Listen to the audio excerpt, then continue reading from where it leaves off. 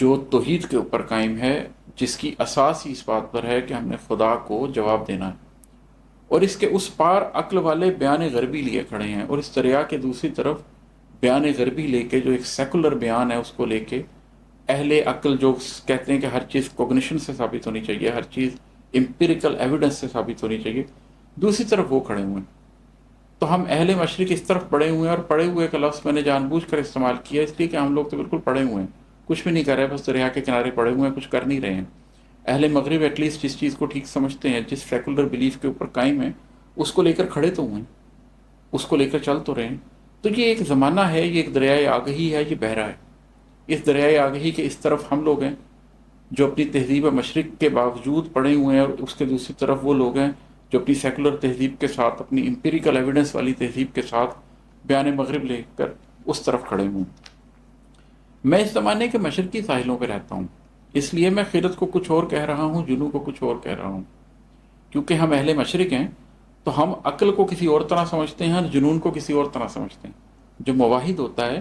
جو اللہ کا بندہ ہوتا ہے، جو اس پر یقین رکھتا ہے کہ ہسٹری کا ایک آغاز ہے، اس ہسٹری کی ایک انڈنگ ہے، اللہ تعالیٰ نے یہ کائنات بنائی ہے،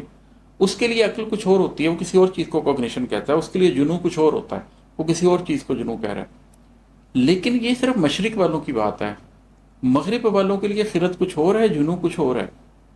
چنانچہ وہاں پر جب میں سفر کرتا ہوں، کیونکہ میں نے بھی دنیا گزاری ہے، میں نے بھی کاروبار کیے ہیں، میں نے بھی انٹریکٹ کیا اس قوم کے ساتھ، میں نے گوروں کے ساتھ کام کیا، میں نے چائنیز کے ساتھ کام کیے،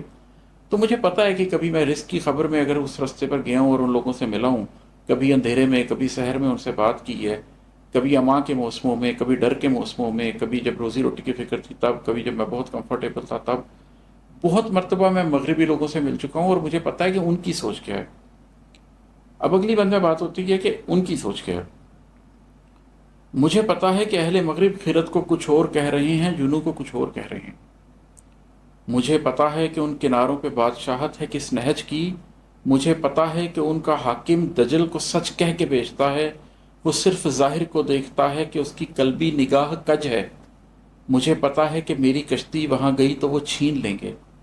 مجھے پتہ ہے میرا اثاثہ یہ قصب دن ان کی دسترس میں پہنچ گیا تو نہیں بچے گا، مجھے اندھیرا ہی ڈھانپ لے گا۔ اب کیونکہ میں ان سے انٹریکٹ کرتا رہتا ہوں، تو اس لیے اہل مشرق ہونے کے باوجود میں جانتا ہوں کہ اہل مغرب خرد کس کو کہتے ہیں اور جنوں کس کو کہتے ہیں، وہ عقل کس کو کہتے ہیں اور وہ بے وقوفی کس کو کہتے ہیں۔ اور مجھے یہ بھی پتہ ہے کہ اس کنارے پر بادشاہت کس نہج کی ہے، اس کنارے پر جو حکومت کر رہا ہے وہ کون کر رہا ہے۔ یہ ڈیموکریسی تو صرف ہمیں دکھانے کے لیے ایک بہانہ ہے